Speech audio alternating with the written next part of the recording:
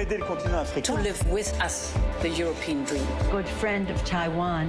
Europe 1, bonjour. Europe 1, il est 6h55. La revue de presse internationale. Nous sommes d'abord aux États-Unis. Bonjour Aviva Fried. Bonjour. Vous êtes à Los Angeles pour Europe 1. La presse américaine observe de près les figures politiques qui montent sur la route de la présidentielle. Du côté des Républicains, en pleine bataille des primaires, c'est une candidate à la candidature qui commence à faire de l'ombre à Donald Trump.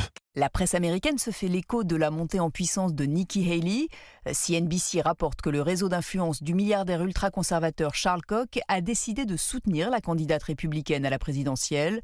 Pour The Hill, les bonnes performances de Nikki Haley dans les débats de la primaire républicaine lui ont permis de prendre l'avantage sur Ron DeSantis et de devenir la principale rivale de Donald Trump. USA Today prédit que ce soutien pourrait faire pencher la course à la présidentielle en faveur de l'ancienne ambassadrice à l'ONU. Car, rappelle le quotidien, le groupe de Charles Koch, AFP Action, peut déployer un vaste réseau de volontaires et un financement massif. Le New York Times souligne que AFP Action a déjà levé 70 millions de dollars, qui pourront donc aider Nikki Haley, perçue par le groupe comme la clé pour remporter le vote des modérés, que Donald Trump n'a aucune chance d'obtenir. Nous sommes aussi en Espagne avec vous, Nico Salvado. Vous êtes à Madrid pour Europe 1. Les gros titres de la presse espagnole. À la une de l'actualité en Espagne, l'avenir de l'hydrogène vert alors que débute la COP28. Le quotidien catalan Ara souligne que l'Europe mise sur les énergies vertes et que le temps des énergies fossiles est arrivé à son terme. Bruxelles approuve le gazoduc Barcelone-Marseille dans sa liste de projets prioritaires. Titre le quotidien barcelonais El Periódico.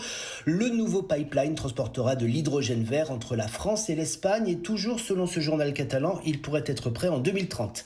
Le quotidien de centre-gauche El País explique quant à lui que cette décision de la Commission européenne est une étape très importante pour l'obtention de fonds européens, cruciaux pour l'avancement du projet. Et enfin, selon le journal de centre-droit La Vanguardia, la France et l'Espagne espèrent bien que l'Europe pourra financer au moins la moitié de ce projet, qui est estimé à 2,5 milliards d'euros. Nico Salvado à Madrid pour Europe 1. Merci à nos correspondants. C'était votre revue de presse internationale.